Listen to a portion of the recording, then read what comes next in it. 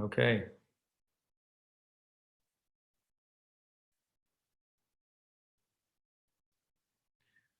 All right. Well, welcome to StartEngine's webinar with our guest and Kevin O'Leary, who is a strategic advisor for StartEngine, who is also a shark, as you all know, on Shark Tank. He's also an investor and an entrepreneur.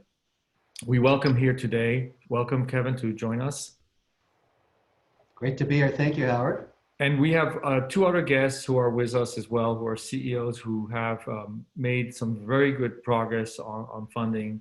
And we are going to also ask them some questions. But before we get started, I want to acknowledge that, we are in very difficult times for entrepreneurs and small businesses. And we hope that everybody's going to be staying safe at home. And we're looking forward to having a great conversation about raising capital in this very difficult time. And so, Kevin, tell me how first of all, how are you feeling? I feel pretty good. I'm in prison here in Florida. I've been here like everybody else, self-sequestered, but I've got a beautiful view of the ocean and a lot of technology around me. So I broadcast every day from here and I work with my companies. These are extraordinary times, Howard. I don't have to tell you that. And I think we're all learning how to become more efficient. With all this extraordinary technology out there, and that's exactly what I'm doing. I probably have calls like this up to 9 or 10 a day with banks, with accountants, lawyers, my companies, the Shark Tank production team as we gear up for season 12. It's been a wild time. Well, what do you see in the market today? I mean, I know you've made a lot of comments on TV. I've seen you on CNBC, Good Morning America. Well, what are you seeing? I'm obviously an advocate for entrepreneurs. That's what I am. That's what I've been my whole life. And that's what I invest in now. I've got a portfolio of over 50 companies. We're under stress from multiple angles, from the demand side, from the supply side, but also the capital side. Great companies that are growing need money, and they should get it. They always need money because whatever they've solved, whatever problem they've solved, whatever product or service that's growing at 30, 40% a year, that requires capital. Traditionally, we would have gone to private equity, we would have gone to venture. That's been the way for 40, 50 years. That is not working.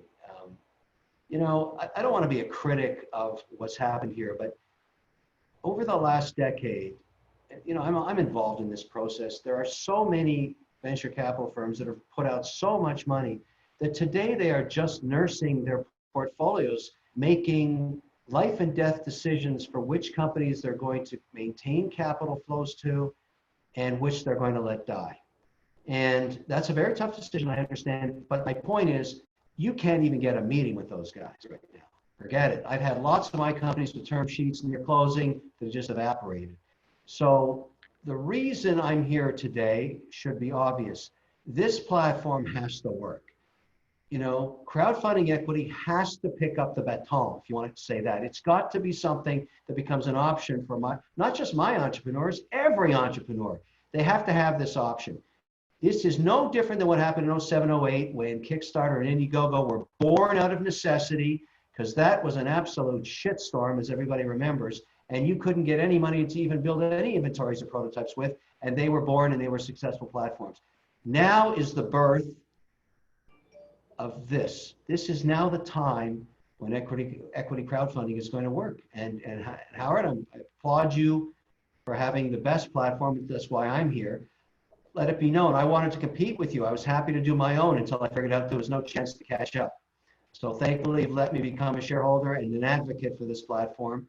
And I'm going to be using it for my companies for sure. It's got to work. It has to work. Well, I'm glad you're not going to compete against me, because that would have been not a fun time for us, but we love competing, as you know. So you're an entrepreneur as well. I'm an entrepreneur. Is this the right time to raise capital right now? What do you think? Yeah, it is, and I'll tell you why. I got I was thinking about our conversation today. Let me give you a really good example of a company I have a big stake in. This is Love Pop Cards, okay? This makes 3-dimensional cards, and they're laser cut in Vietnam. #1 company in America doing this, growing like a weed, 50% of sales were in the most expensive real estate in America. We even had a store in Hudson Yards. You can't pay more anywhere on earth. 50% of our sales evaporated in 14 days on all of our profitability. And this is my point about the importance now of pivoting and shifting. So this company is in trouble, in big trouble. And one of the designers that makes these things was on a Zoom meeting and said, listen, there's no flowers in America for Mother's Day, and it's our #1 time for cards to be sold. Why don't we design flowers out of these laser cutters in Vietnam and sell bouquets of flowers? So look at this. This is a compressed flower bouquet. Look at that. Oh, it's beautiful. That was designed in 24 hours, and we're doing 2 million in sales every 48 hours of this right now. That's innovation. But here's our problem. We don't want to sell that to Amazon. We want to sell that directly to our customers so we get their name. We want a direct relationship with our customers, and that's what we've done here. Every single one of these is sold direct. It's no different for investing. I think the new normal for companies like this one is to know their investor, to have a direct relationship with their own constituents. The people that buy these flowers should own a piece of the company. Why not? And that's what you can do if you can raise money in a crowdfunding equity strategy. That's the biggest thing that I see coming out of this, to align interests with your constituency and your investor base and your product and your advocate. It's genius. And it's no VC can do that for you. No venture capital guy can even touch that, or private equity guy, or bank, or hedge fund, because they're just one concentrated investor. That's why I'm on board, Howard. That's why it makes sense. That's why it's got to work. It has to be an option for every company that's growing to contemplate what are the merits of doing that, of forming a direct relationship. In the case of Love Pop, these direct relationships with these what do you think we're going to do next Mother's Day? Of course, we're going to sell the same people something even different and more exciting and even a better value, whatever it's going to be, but it's a direct relationship, and that's what has to work in the investment community too. Well, this is great news, what I'm hearing from you. And we see the same thing our side, which is we've raised over $140 million for companies, hundreds of companies. We know there are millions of companies out there who need capital today more than ever. And as you said, they're being turned away from the professional investors. Now, it's true, there's the Paycheck Protection Program, which is great. I heard today it's running out of some of the funds. And Howard, it just ran out an hour ago. I just got an email. All done. All 350 billion. We need a new program. That's great news. And hopefully more will come its way. But that's not enough, as you can tell. It's a drop in the bucket. We need more capital for businesses. So equity crowdfunding could be the right opportunity at the right time today. What are your thoughts for entrepreneurs in terms of how can they get started and why should they raise from the crowd? You know, the opportunity to take advantage of the Jobs Act, which clearly, Howard, you did with your platform at StartEngine, because that's what the intention of Congress was to democratize investing.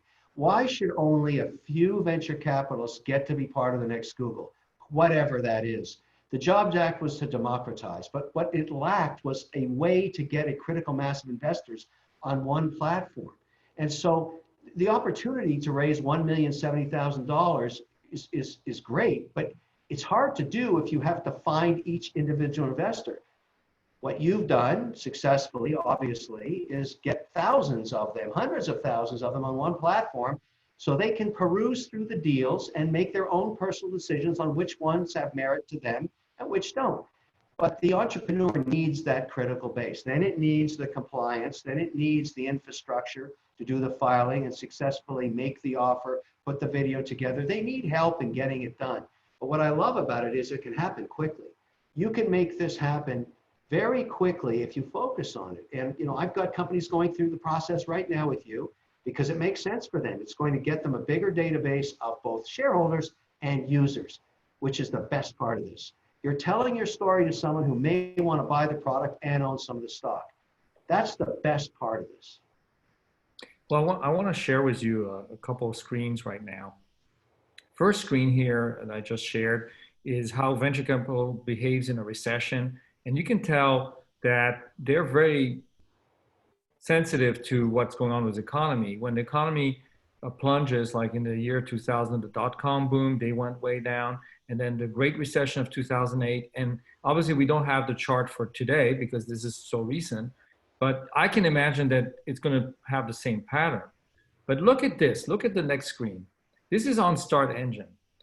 Since March 1st. Since March 1st, we've seen an increase in investors on StartEngine, where it's completely the opposite with VCs. And I find that fascinating that we're much more resilient as a funding mechanism than the VCs, who are, very temperamental. Like you said, they're focusing on their companies right now. They're in the ICU, but they're not looking at new deals.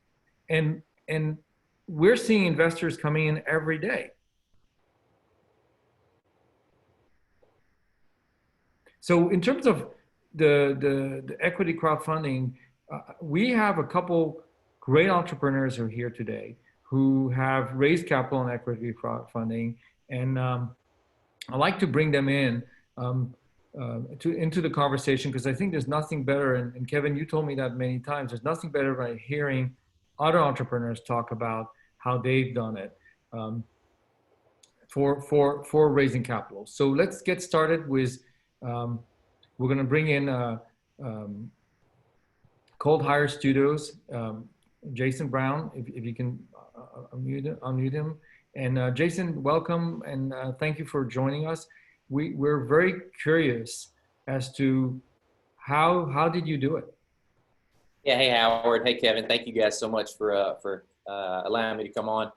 Yeah, you know what, we did it with the help of StartEngine. So, you guys did an amazing job providing us a platform that we could go out and start building a community and put our company in front of those people. And so, with the help of you guys and a good plan, a good crowdfunding plan, we were able to execute our Reg CF that we closed just a few weeks ago, and we maxed it out at the $1,070,000 range. And yeah, it's been fun. And what does your company do? Yeah, so Cold Hire Studios is the world's first fan-owned faith and family movie studio, right? So we want to really create a fan-owned company that utilizes the production community to go make family-based and faith-adjacent content for distribution. And so why did you decide to go with regulation crowdfunding, which is one of the Jobs Act new regulations that exists for entrepreneurs? Yeah, so I started studying crowdfunding back in 2016, and I read a great article by a guy named Ethan Mollick in the Harvard Business Review. And he talked about the benefit of crowdfunding isn't really raising the money. The benefit of crowdfunding is the community.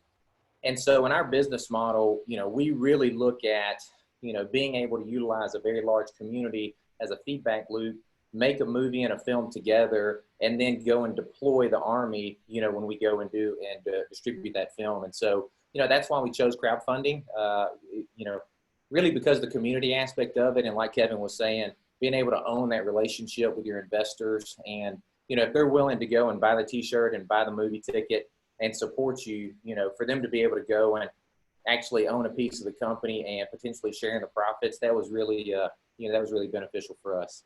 Jason, how many of the people that actually consume your content you think became your shareholders? That's so intriguing. You have any idea? You know what? I can't really say because, we formed this company, brand new. So, myself and my partner, Ash, he's worked on a lot of faith-based films like God's Not Dead. I Can Only Imagine. I think he's worked on 4 of the top 10 highest grossing faith-based movies in the past 10 years. And so this company was brand new and specifically set up, to take advantage of this opportunity. But, we had a lot of people in the industry, writers, directors, producers, actors, signed up to be part of it because it was another way for them to be a part of the production community. And then, we had a lot of people just through, our social media who really enjoy consuming that type of content, become our investors. So we have about 3,000 investors, but the ancillary of that is we have about 15 to 20,000 people across our social media and our email database that haven't invested, but they're active, right? They're active, engaged, and they want to be a part of it. And, they're testing the waters to try to get to know us. And so we feel like a good portion of them, would have became investors had we had room. That's the point I wanted to get to, and I'm telling all my companies the same thing. This is a way to actually use your social media to help you build your business in a way never before. Yeah, everybody gets trying to sell people a product or service on social or Insta or LinkedIn or whatever. But this is a chance for you to reach out to your own base and say, look, I'm doing an issue. I'm selling stock in my company. You've been following me for 4 years. Become an investor. That's, to me, the most appealing aspect of this platform. And it sounds like you did exactly that. Yeah, you hit the nail on the head, Kevin. Exactly. And then what's the future for your company? Are you going to go raise more capital? You know what? It's possible. We're thinking about it. We're going to make sure we utilize a great partner like StartEngine if we go and do that. But, the future for us, we just signed a couple writers to start developing some new feature films for us. And, right now, especially with everyone at home, people are burning through content, right? Netflix, Amazon, things of that nature. I mean, people are absolutely, consuming a lot of content. And so we want to get in the game and start creating that content and really find out how we can go and make movies with 15 to 20,000 people involved. And so that's kind of what's next for us. Well, congratulations, Jason. Really, really excited to see your success. Now let's bring in JD Claridge, who is from xCraft. He also has raised capital on StartEngine. Hey, JD. How you doing? Thanks for having me. Hey, thanks for joining us. And tell us about your business briefly, and then we can go from there. Sure. So xCraft is America's drone company. We partner with industry and government to create customized drone solutions that meet real world problems. And our goal is to benefit mankind by saving time, saving money, and ultimately saving lives through drone technology. I have to mention that you're also a Shark alum. You went on Shark Tank to pitch. Hello, Kevin. I remember that pitch. That was crazy, flying that thing around the studio. It's such a cool drone. It's half airplane, half drone. It makes a lot of sense for commercial use, that's for sure. That's right. I remember you talking about it. Brilliant. Well, I'm glad you guys reconnected here on StartEngine. So you raised several times right on StartEngine. Tell us about what your experience. Sure. So we've done 2 Reg CF campaigns on StartEngine, raised over $2 million on those 2 campaigns. And it's been great. I mean, I really can't say enough about why it's great to raise on StartEngine. It's been xCraft was really born out of crowdfunding. We kind of got our initial start through Kickstarter campaigns, and so it made sense for us to look at doing another raise through the crowd, and it worked out well for us. Your product is so visual and so interesting to think about and contemplate, and I'm sure that the people that use it totally get the idea that you'll keep advancing the technology. It's a perfect match for crowdfunding in some ways. There's no question about it, because the hardcore advocate for that technology would definitely want to support an American entrepreneur doing it, because so much of it is drifted off to Asia. I think about the suppliers for so many of the drones are not homemade, and you are, with a technology that really provides for speed. I remember you scared the shit out of the cameramen in there. Everybody just thought, how it goes so damn fast. It's really a very impressive technology. I assume you've advanced it using the capital you've raised, right? We have advanced it. We have several different commercial versions that do various things. And like I said, we develop specific applications for needs that are out there. And so we've got first responder products. We've got products that we're developing for agriculture and also public safety use cases. And have you found the same thing? Have you reached out to your user base, your community? Were they your first advocates when it came time to raise more capital? Yes, we've leveraged the community, and they have been our #1 fans and backers in kind of all through this process. And that's, like you said, I mean, developing that relationship directly with those investors has allowed us to kind of continue. And they're our #1 fan. They're always supporting us. They're talking about us. They're bringing in their friends to help support us as well and invest. So it's a great thing. So JD, you also, from what I remember, leveraged some marketing with advertising to raise capital for your company. So not only you had your community, but you also found a whole new community of people interested in coming to join in. Can you tell us how you did that? Yeah, we did that through primarily Facebook advertising. We've done other platforms as well, and StartEngine has, as you're aware, Howard, has StartEngine Promote, and we did leverage that service, and it was great. I mean, that gave us a really good way to engage more, or actually build our community through social media and other mechanisms to help promote our campaigns. That's fantastic. We have quite a lot of people out there watching today, with a lot of raised hands and chats, and we're going to definitely take on some of those attendees and answer their questions. We're really excited to do that. So JD, thank you again for participating, and congratulations on all your success. Thank you. So I guess at this point, Kevin, maybe you want to give us some closing arguments on the equity crowdfunding, and then we can go on and start asking questions from the crowd. Well, I think, you know, the fantastic thing of actually having entrepreneurs like JD and Jason explain it, having done it, there's nothing more powerful than that message. And they are advocates for it because they're able to use their social media to become basically their extended sales force to their vision. People that get behind a company's product, service, and mission are extremely motivated to become shareholders. That's why this whole idea works, and that's why I've gotten behind it. I need to see disruption in the capitalization market. I need to see different ideas on how to grow companies than the traditional private equity, hedge fund, and venture capitalists. Not that they're not great people. I've worked with all of them, but they don't tie your constituent to your issue. They can't. They have no way of doing that. And this is how you solve that problem. And for that reason alone, every entrepreneur listening out there has to look at this option, needs to understand it, needs to weigh the merits of it. But you can see by just listening to JD and Jason and lots of others, it works. It works. And it's a way to strengthen your commitment to your own base of users and advocates and clients and customers in a way I've never seen before. And it's because it's been empowered by technology, that communicating directly to people. We talked about the Love Pop example. They only want to sell their products direct to their customers if they can. That's how it works.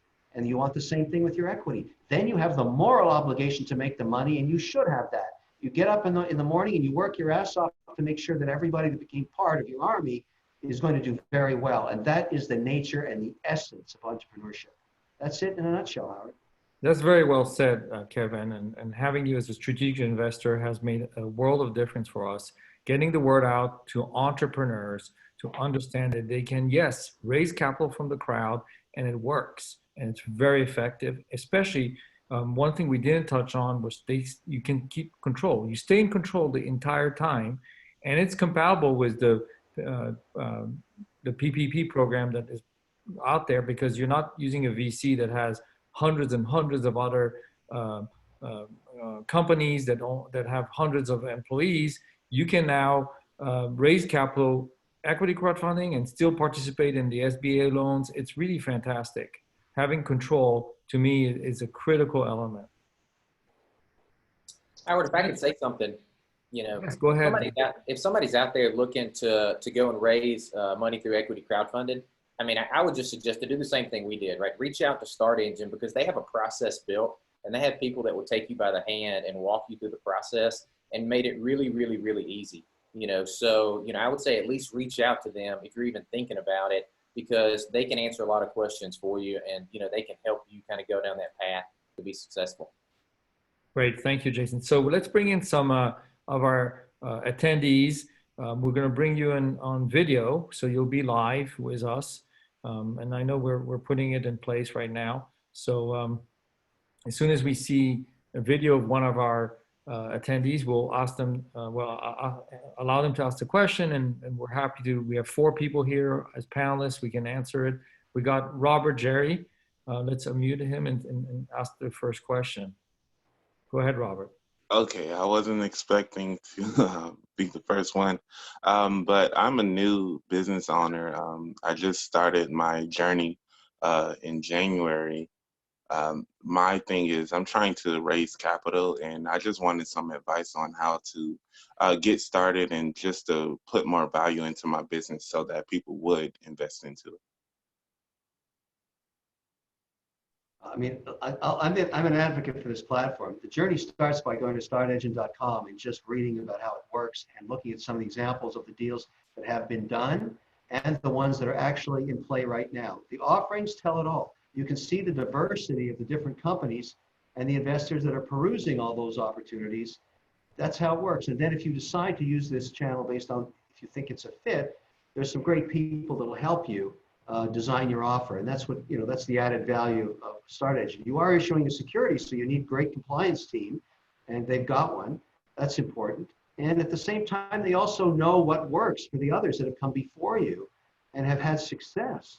So naturally, after they hear your story and you decide to use the platform, they're going to work every way they can to make you a success too. The platform self-perpetuates by being successful. So everybody's interests are aligned all the time, including the investors and the people that are running StartEngine. That's how it works. Thank you. And thank you, Robert, for participating. And by the way, one piece of advice, this is probably the best time to start a business when things are really, really tough, because you're going to be very efficient and very careful with any capital you have. I mean, this is not a time to have any excess. This is a time to really focus on the business and on the value proposition. So thank you, Robert, for being an entrepreneur. Okay, let's get the next attendee question. And in the meantime, while we're waiting for the attendee, Kevin, so you said some of your companies are going to use StartEngine to raise capital? Yep. They are, because they, the whole idea is to you bring the horse to the water and say, look, I know you got a term sheet out there. Some of my companies had term sheets, and then the whole thing blew up in their face because obviously the world has changed, and they hadn't. Right. That gives you some perspective on how the thing is formed. Now you're going to need to learn it, and knowing this will probably help you learn it and analyze it when you read it. Okay, but in and of itself, it's it's just stuff. All right, because the whole point is let's pick someone else. That was obviously, maybe we interrupted him in his business meeting. I don't know what that was. Howard, that shows you how real this is. This is live and it's real. I love this kind of thing. So this is how I've been running businesses now for almost 6 weeks. It's crazy stuff, but it works. Okay, we got Dylan here. Hey, Dylan. Hi. So I started a business on window treatments. Would now be a good time to start getting materials for that business? Dylan, you broke up a little there for me. Did you say you just started a business? What is it? Yeah. So I just started a business earlier this year in late February. Would now be a good time to start getting a lot of materials? But what does the business do? What problem are you solving? So I feel like I'm giving you the Shark Tank treatment right here, buddy. So I make window treatments. Yeah. And, standard window treatments, obviously, they're not great because they don't block enough light even when you get full darkness. So in other words, right now I've got too much sun coming through. I'm sitting on the beach here in Miami. Can I treat my windows with something that goes over them? Is that the idea? Yeah, that's the idea. Should I start buying a lot of materials for that now? No. You need to sell some first. Get the sales first. Get out there on social. Explain the merits to your product, your price point. Get some sales first. Get the feedback. Tweak it, because it's never the way. That's the beautiful thing about sales. And these aren't sales to your mother or uncle. These are people who are buying it to solve a problem. Like me, I want to find something that does not change the color temperature of the light coming through my windows, but doesn't fry my eyes when I'm having Zoom sessions like this. So I'm looking for exactly what you've got. I'd like to see it. I'd like to try it. And then if it works for me and you find that out, then you build the business up a bit. I think the best time to go into crowdfunding and go source the crowd is after you've proven the demand of your product, and you can show the merit of your product to others that want to invest in it. So that first bit is proof of concept. And I say this on Shark Tank all the time. Do you have sales, or is it just an idea? Because sales is everything. It solves all problems. Sales tells you what customers want from you. And once you prove to me that they want to buy more of it from you, well, then I'm real interested in investing in you. I just want to pour the gasoline onto the fire you've already started. And that's what StartEngine does. It pours gasoline from all the people that want your product and lets you form a community that makes it better and ongoing, and you can keep building it with more financing. But look, I love the fact that you're doing what you're doing, but go prove it first. Sell something. All right, thank you, Dylan. Let's bring on the next attendee. I'm really excited to see all sorts of entrepreneurs who are watching us and interested in how, Kevin, you can help them understand what's the next step. So we have Diana. Diana, welcome. Hi, thank you so much for having me, and thank you so much for hosting this. My question is to both you, Howard, and Kevin. Do you see any ramifications or downside of oversharing potentially information about your company with so many people at the same time that are also potentially your customers? I understand, of course, transparency is important, but this seems like a very unique, platform that makes it that you would have to share certain maybe trade secrets and maybe data and sales and whatnot with your investors. I get this all the time. Let me take a stab at it first, Howard. I get this all the time. What about my patent? What about my patent? It's only pending. Dare I put my product in the market before I get my patent? That's not the way the world works anymore. It's first to market, first to get customers, first to prove you have a problem, you have a solution for a problem. First, just be first. Forget about sharing or not sharing or transparent or not transparent. Go sell something. Get people excited about the product. Get them buying it, talking about it, sharing their reviews on social. The patent is so much less important today than market share. You got to get share. Once you get share, everybody wants your brand.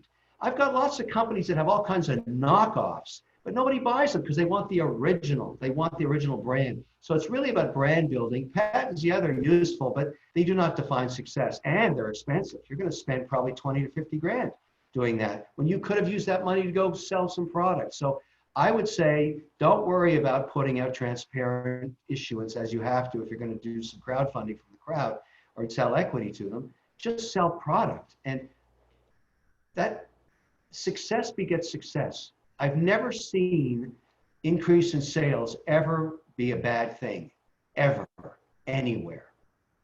Well, Kevin, you make a very good point. I mean, Diana, one thing is, you're right, transparency on StartEngine. When you raise capital on StartEngine, you are transparent about your business, but you don't have to reveal trade secrets. Trade secrets stay with you, but you have to show your financials on a high-level basis. You have to explain how your margins work. You have to explain your business. But if you have something that's unique that you don't want to reveal and not patent, because if you patent something, it becomes public. But if you have a trade secret, you're not patenting it. You're just keeping this as your own proprietary invention inside of your company. A famous company like SpaceX, they don't have patents. They have trade secrets. But Tesla had patents, and they gave it to the world anyway. Elon said, hey, I don't need to own this stuff. I'm going to let everybody share into it. So, yeah, thank you for your question, Diana. Thank you so much. I really appreciate you. Thank you. You know, Kevin, it's interesting because I hear this all the time. People are always worried about people snooping in their business and copying them. Yeah, it doesn't help. Today's world is so fast in terms of getting market share. If you can achieve market share, that's far more valuable than a patent. I'd much rather invest in somebody who has dominant share than who has lots of patents. They've never proven to be very valuable. And they also have a time limit to them. It's sales and cash flow and market share. Those are the new patents. I think the brand, if you think about the brand, is so much more valuable in the end of the day. Oh yeah, definitely. I mean, that's how we feel with StartEngine. I mean, we are branding ourselves in the marketplace as an equity crowdfunding platform, but ultimately, at the end of the day, it's not going to be a patent or some trade secret we have that is going to make us more successful. Is the fact that we have you as our strategic advisor. We have a lot of reach out there to entrepreneurs. And that's really the key to what I think we need to do to grow the business. Howard, you're underselling yourself. The reason you have such a huge strategic advantage is you've got hundreds of thousands of investors already with accounts on the platform. That's why StartEngine is so powerful. Let's face it. That's right. We have an amazing community, over 225,000 investors who, at the click of a button, can make an investment if they see something they like. And they are, by the way, an advocate for us because we get some of our best leads for businesses through these people, these owners who are StartEngine investors, who are StartEngine investors in our company, but also investors on the platform. They send us leads all the time. Yeah, it's a huge strategic advantage. That's why I'm here. All right, so we can bring some more people. We're very lucky. We had over 2,300 people respond to this webinar. Now we have Teddy. Welcome, Teddy.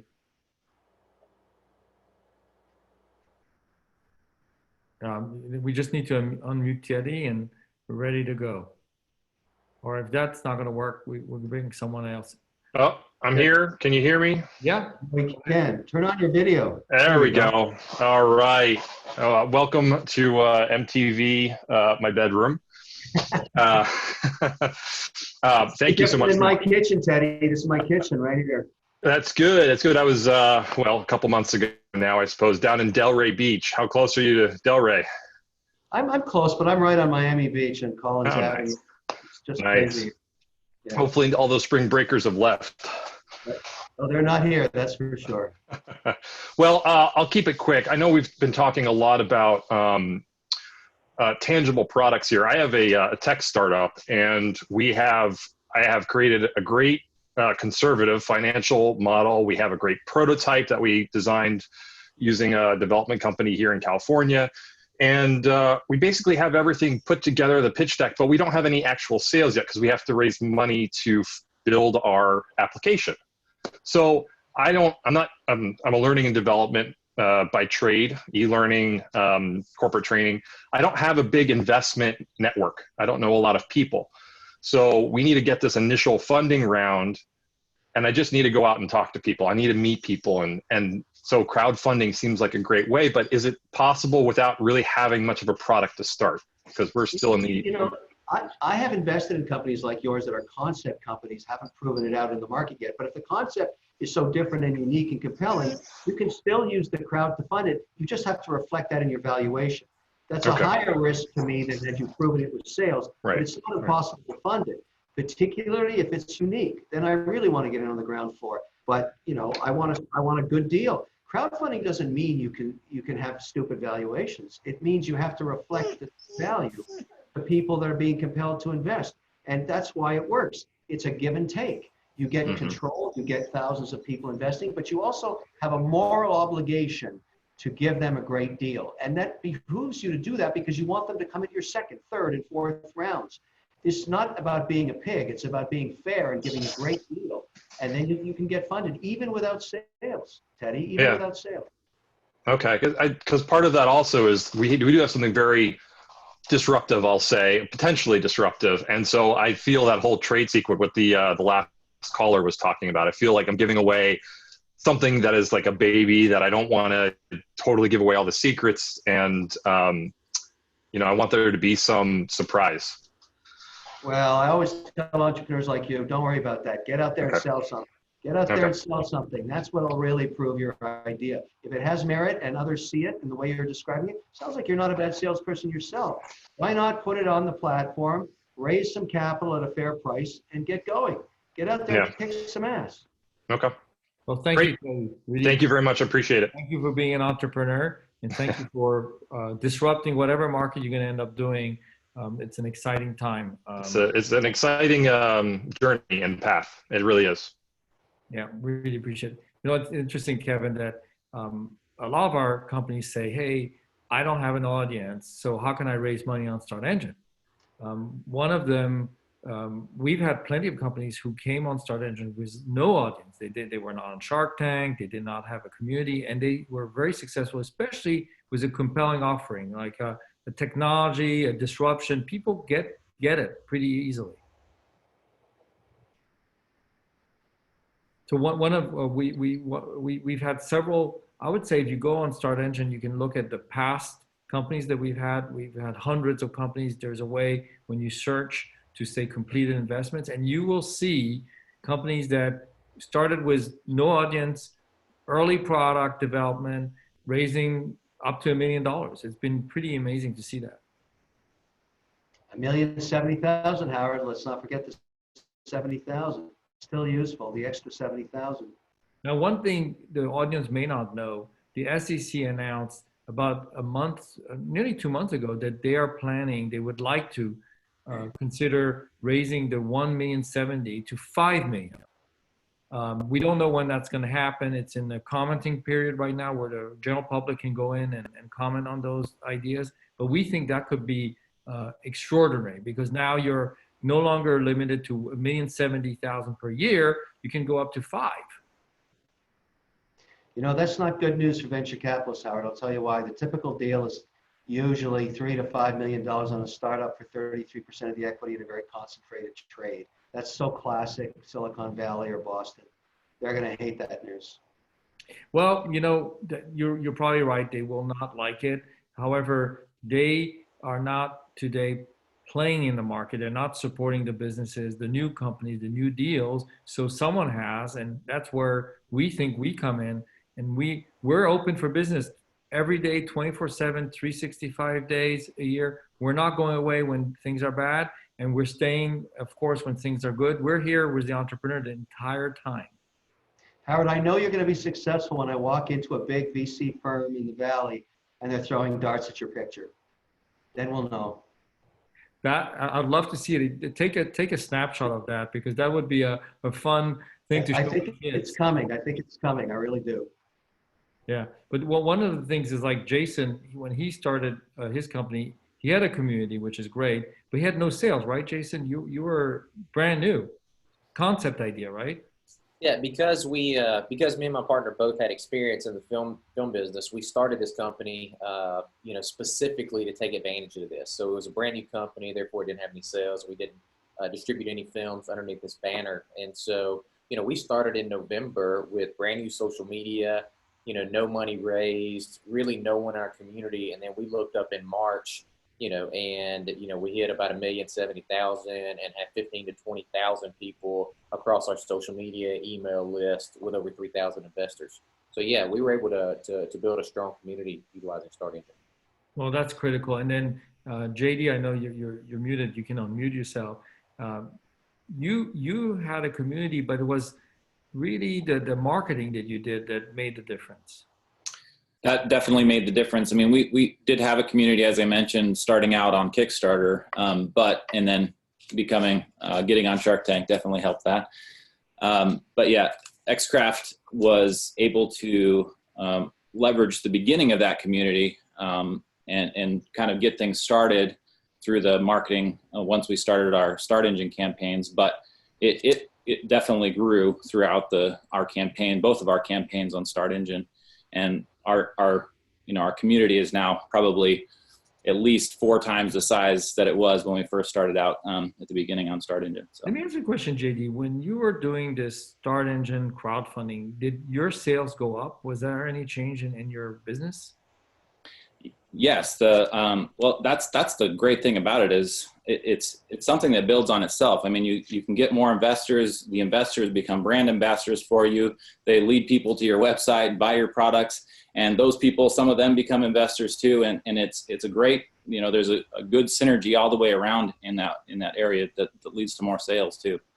So you're telling me that you're raising money from the public, and while you're doing that, you're getting more capital, but you're getting more revenue, more sales. Your business is actually growing at the same time. True. That's what we see. So that's something I think everybody needs to know. It's not just raising money, it's also building revenue. And Kevin was saying that having customers is the key to the business. Mm-hmm. Agreed. Customer/equity partners, that's even better because that's a bond that's very long term. And that's probably what I like about this strategy the best is taking the social base, connecting it with the equity issuance, and having some percentage of your customers become your shareholders. It's so unique that that model just doesn't exist anywhere else. And you know, in some ways, I'm sure the fathers who wrote this law in the Jobs Act never contemplated that attribute of it. It's one of those unintended outcomes that's extremely powerful and just now emerging, just starting to happen. And so, you know, sometimes you get lucky. And I think in writing the Jobs Act, they got lucky. Should they raise it to 5? Yeah, they should raise it to 10. It should keep going because this definitely democratizes investing. And Howard, that's your job. You're one of the participants in this industry. You should fly to Washington whenever that's allowed again and go squeeze some heads. That's what should happen. Well, yeah, I was lucky to speak to some of the SEC, Security Exchange Commission commissioners and leaders there about it, and they were enthused to hear the support that people are interested in equity crowdfunding, they're interested in investing in it, they're interested in raising money for it. Let me ask you a question. So if you have an entrepreneur who comes to you and says, look, Kevin, I need capital. I have 1,000 or 2,000 shareholders. They're my brand ambassadors. However, you know, right now I raised $1,070,000. I can wait another year to raise some more, or I can go with a Regulation A and raise $5 million. What would you advise them to do? You know, it's all about cost of capital. I mean, it's sort of right now, if you approach me as a private equity person, there's a market price to debt or equity that is more expensive than it was 9 weeks ago. There's no question about it. And so if there's any way you have to look at it pragmatically. What is my lowest cost of capital? But the one thing that nobody's priced into the market yet, because it's just happening, as I said earlier, is what's the value of selling equity to customers? You can't do that with a VC. You can't do that with a private equity guy. You can't do that, you know, with a hedge fund. They don't have any infrastructure to do that, but you do. And so there's some imputed value there that I can't calculate yet that is very, very powerful. Because if it's true, you get more revenue from it. That's totally unique. And the only way that will permeate itself into the market is just more successful stories like JD's and Jason's. That will happen over time. The SEC will look at the proof of concept that you're providing by having a platform that works. It's all nascent, it's all early, but the reason I'm involved in this, I smell it. I know it's coming. I know it's going to work. And it's going to be a major force over the next 5 years in terms of raising capital. The value of selling a customer equity can't be measured yet. But you know, imputed, you just know it's fantastic because it's a very sticky, very long-term thinker that wants to do that. So that to me is the biggest opportunity. Anybody listening here to the options of, well, I'm going to go raise money with, you know, a big brand VC company, ask them how many customers they can get you. The answer is 0, because customers don't know the brands of venture capital firms. That's their biggest disadvantage right now to this platform. They can't do squat with social media. They can't do anything with retail. They're not going to help you get any more distribution. I feel sorry for them, to be honest with you. Well, Kevin, this is great. I wanted to also announce to everyone that we have a next webinar, April 30th, and we're titling it Surviving a Recession for Small Business, and getting advice from Kevin and myself. So I want to thank everyone for coming and viewing our webinar. I want to thank Kevin, of course, our strategic advisor at StartEngine, JD, Claridge, and then Jason Brown as well. Thank you so much for participating. Thank you everybody for organizing this webinar. Thank you for those who came and listened to us. And I really, really appreciate the support from the community. Thank you very much. Thanks, everybody. Get out there and kick some ass. Yeah, thank you guys.